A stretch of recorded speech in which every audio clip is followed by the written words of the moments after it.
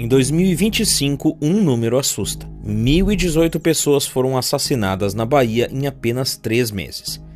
Mas esse dado por si só não conta nem metade da história. Enquanto o Brasil discute segurança pública, um território inteiro parece escapar pelas mãos do próprio Estado. Facções armadas impõem leis, julgam crimes e oferecem proteção onde o governo falhou. Mas isso não começou agora. Por décadas a Bahia foi ignorando os sinais de colapso. Número de homicídios crescendo, chacinas, operações policiais brutais e um modelo falido que continua sendo repetido. A guerra às drogas, o encarceramento em massa e a precarização da vida criaram o terreno ideal para o avanço do crime organizado. Agora, há bairros onde sair de casa depende da autorização de criminosos e comunidades onde até a justiça é aplicada por traficantes. Mas o que levou a Bahia a esse ponto? Como um estado chegou a ser comparado com zonas de narco-estado? E o que ainda pode ser feito antes que esse modelo se espalhe pelo resto do Brasil? Antes de responder isso, precisamos entender como tudo começou e por que ninguém conseguiu impedir.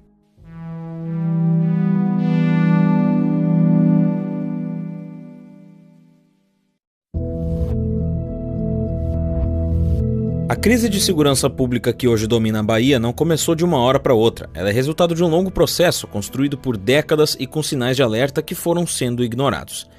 Entre 1981 e 2021, o número de homicídios na Bahia cresceu 1.393%.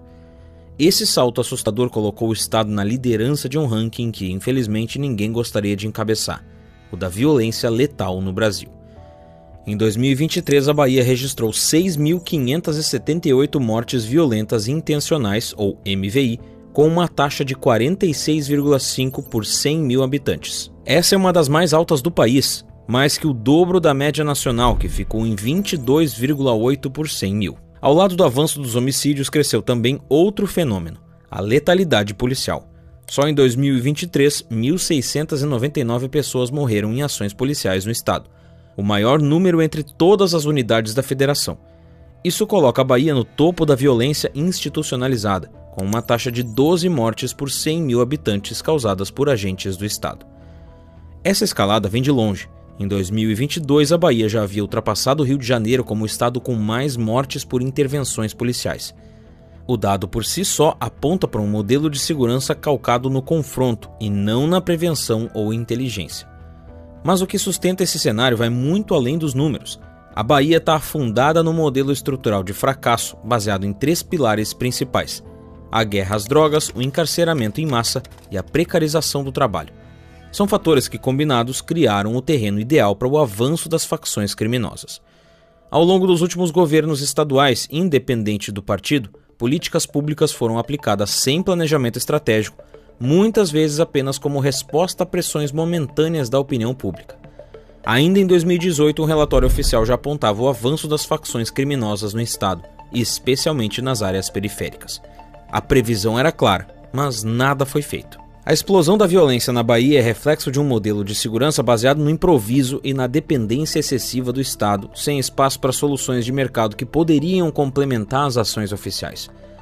E enquanto o Estado falha e a iniciativa privada não consegue ocupar esse espaço, o impacto social se espalha.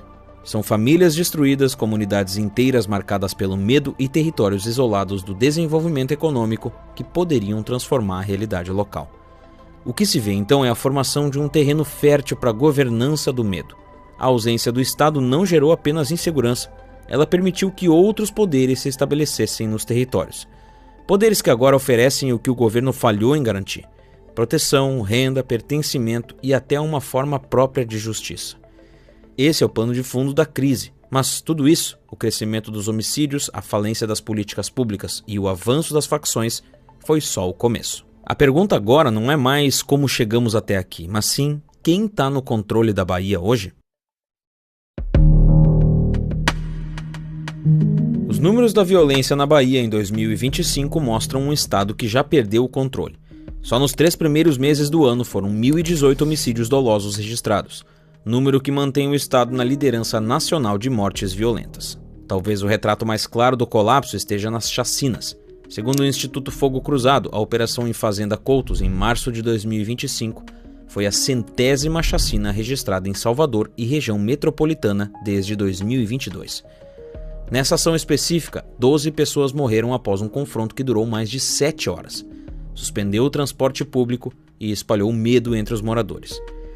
O Instituto Fogo Cruzado define chacina como qualquer evento em que 3 ou mais civis são mortos a tiros na mesma situação, independentemente da motivação, seja assalto, disputa entre grupos armados ou operação policial. Quando as mortes ocorrem durante ações das forças de segurança, são classificadas como chacinas policiais. Ainda segundo os dados do Fogo Cruzado, 67% das chacinas envolvem policiais, e Salvador é a cidade com mais ocorrências do tipo em toda a Bahia. Desde 2022 foram registradas 63 chacinas na capital, sendo 46 em ações e operações policiais. O que agrava esse cenário é que as chacinas não são eventos isolados, elas estão conectadas a uma disputa cada vez mais intensa por territórios, disputa entre facções criminosas e entre essas facções e o Estado. A gente pode pensar que é positivo a polícia estar indo atrás dos criminosos e eliminando eles, mas isso acaba resultando em outro grande problema. Só em março de 2025 foram 6 vítimas de balas perdidas em Salvador e região metropolitana. 3 sobreviveram e 3 morreram. Hoje, 21 facções atuam na Bahia, segundo o levantamento do Ministério da Justiça. Muitas delas nasceram como grupos locais, dissidentes de outras organizações.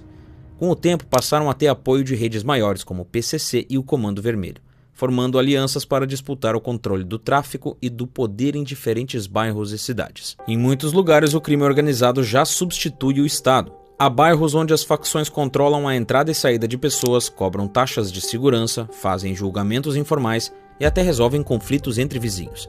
Facções como o Comando Vermelho e o PCC impõem códigos de conduta, linguagem e até valores que oferecem aos jovens uma identidade, pertencimento e propósito, algo que o Estado não conseguiu fornecer de forma plena, especialmente nas periferias. Em Salvador, bairros como Beiru, Tancredo Neves, Águas Claras e Fazenda Couto são alguns dos mais afetados por esse domínio.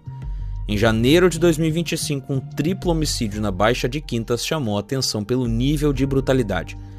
Os jovens estavam esperando uma pizza quando foram surpreendidos por 50 tiros disparados por um grupo armado. Nos bastidores, a rota de tráfico também ajuda a explicar a força dessas organizações. A Bahia tem uma posição estratégica, com portos e aeroportos que facilitam o escoamento de drogas para o exterior. Como explica o especialista Wilson Carneiro, o tráfico pelos mares e por rotas aéreas avança muito pela região Nordeste, que é estratégica para o escoamento de drogas, tanto para o mercado interno quanto para o exterior. Além disso, muitas cidades do interior do estado não têm estrutura policial suficiente para enfrentar essas organizações. Faltam efetivo, equipamentos e presença constante do Estado. O investigador Sérgio Gomes resume bem.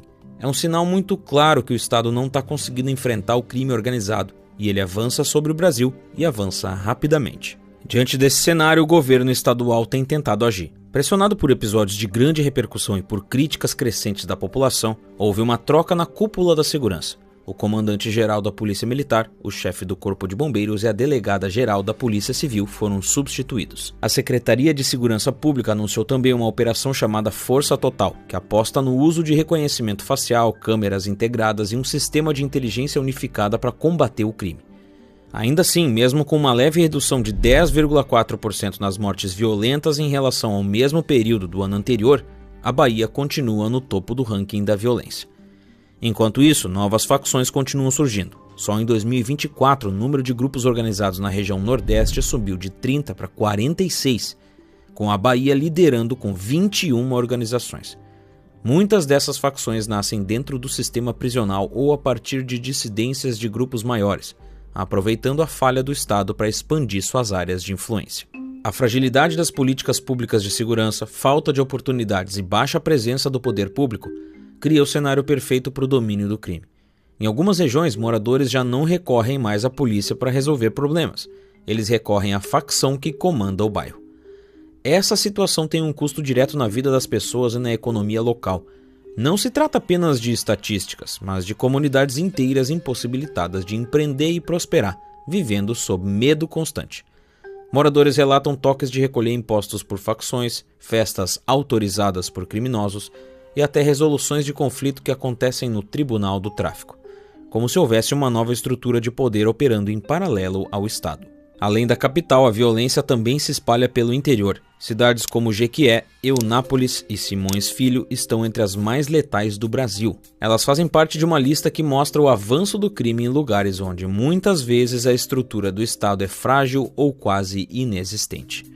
Segundo Márcio Berti, da Anacrim, o que se vê é um Estado socialmente fraco, onde as facções ocupam os espaços deixados pelo poder público. Elas oferecem o que o Estado nega: proteção, renda, pertencimento e até justiça.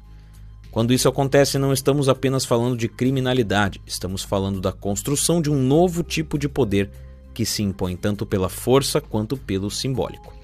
A Bahia, em 2025, mostra o retrato de um território em disputa, não apenas entre o Estado e o crime, mas também entre diferentes formas de entender o que é justiça, segurança e autoridade. Quando grupos armados impõem regras, resolvem conflitos, oferecem dinheiro e exigem obediência, não estão só traficando drogas, estão disputando o direito de governar. Quando grupos armados passam a oferecer proteção, renda e até justiça, o que sobra para o Estado fazer? A Bahia vive hoje uma disputa silenciosa por poder, e o crime está ganhando terreno a cada dia. Mas e agora? Será que estamos diante do início de um narco-estado? E o que ainda pode ser feito para evitar que esse modelo se espalhe pelo resto do país? A situação que a Bahia vive hoje é o que acontece quando o Estado deixa de cumprir sua função básica de garantir segurança e abre espaço para poderes paralelos. Os especialistas são unânimes em apontar que esse cenário de descontrole não é uma fatalidade inevitável. É o resultado direto de escolhas políticas equivocadas e de um modelo de segurança pública que insiste em soluções estatais que já provaram seu fracasso. A comparação com outros países não é exagerada. A Bahia já mostra sinais de um fenômeno semelhante ao que ocorreu no México nas últimas décadas: a consolidação de zonas dominadas por facções armadas com poder de fogo, influência política e apoio social. Nos últimos meses, a ideia de adotar um modelo Bukele para lidar com o avanço do crime organizado tem ganhado espaço em discursos políticos. A referência é ao presidente de El Salvador, que reduziu drasticamente os índices de criminalidade com políticas duras de combate às gangues. Enquanto isso, empresas de segurança privada prosperam e se expandem no estado, especialmente em condomínios e bairros de classe média e alta, provando que há um mercado ansioso por soluções alternativas quando o estado falha em prover segurança. Para famílias de classe média e empreendedores locais, a ausência de segurança tem um custo direto: negócios que fecham mais cedo, investimentos que não chegam e oportunidades que se perdem. São pessoas que poderiam estar gerando mais emprego e desenvolvimento, mas que acabam limitadas pelo medo ou reféns de um sistema que parece ignorar suas necessidades mais básicas. A Bahia ainda não pode ser formalmente classificada como um narco-estado, no sentido clássico do termo, como vemos no México ou em partes da Colômbia, onde facções controlam diretamente estruturas estatais, financiam campanhas políticas e influenciam a legislação. Mas a tendência é alarmante. Os sintomas estão todos presentes: grupos armados com controle territorial consolidado, ausência do Estado em áreas críticas, substituição das funções públicas por estruturas criminosas e crescente aceitação social desses grupos em comunidades marginalizadas. O Estado brasileiro, ao permitir tudo isso, já cedeu parte da sua soberania em regiões inteiras. E essa é justamente a primeira etapa do narco-estado: a queda da autoridade estatal em favor de poderes paralelos com legitimidade local. O risco de que esse modelo se espalhe por outras partes do país é real. Ele não se dá apenas pela migração de criminosos, mas pela reprodução do mesmo modelo falido de segurança pública, baseado no confronto direto, repressão pontual e falta de inteligência estratégica. Se os erros da Bahia forem repetidos em outros estados, veremos facções se expandindo como franquias, replicando o mesmo modelo de controle comunitário onde o Estado falha. E você concorda comigo?